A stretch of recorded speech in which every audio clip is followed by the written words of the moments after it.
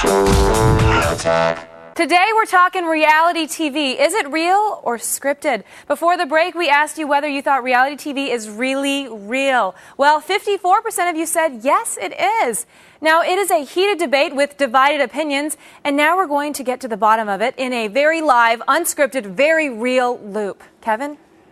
Thank you. Yes, reality TV, it's all over the airwaves. MTV's The Real World launched a television revolution where real people expose their lives to millions. And by now, it seems that every living situation and competition has been explored. But how real is all of this? Are characters being created? Are stories being crafted? Today, we've brought in the experts with first-hand reality experience. Folks, get ready. It's The Loop.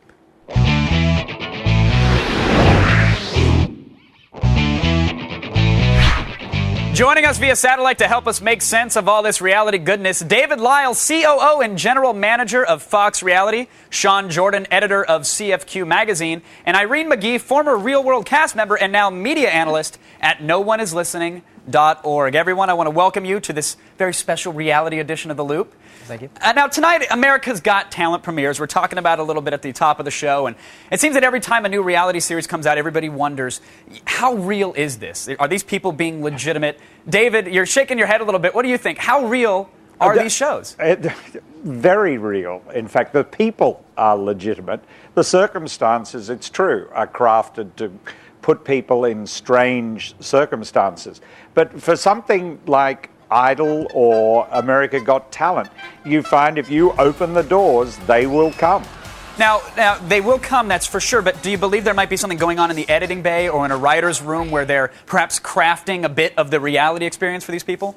Certainly there's a lot going on in the editing bay. I mean, with most reality shows, it's 49% casting, 49% editing. But there's not much going on in the writing room. It's, in fact, carving away some of the extraneous stuff, they say, and leaving the weird things that real people really did do. Irene, how do you feel about that? The extraneous stuff that they're cutting away oftentimes is the part of the story that they don't want told for whatever reason. Mostly boredom reasons. These reality talent shows, for example, you see the worst of the worst and the best of the best. Absolutely. And there's no middle. But is there anything fake about that, though, Irene? Because what you are seeing, it is real, no? It's a bit like saying Impressionists put a lot of colours in the painting. You want to see a lot of grey? It's like... I think you want the best of the best and the worst of the worst. I mean, in these talent shows, it's the degree of delusion that these people have that they think they really have. Wait, did you just say delusion? Delusion? A lot of the talent. I agree with you there.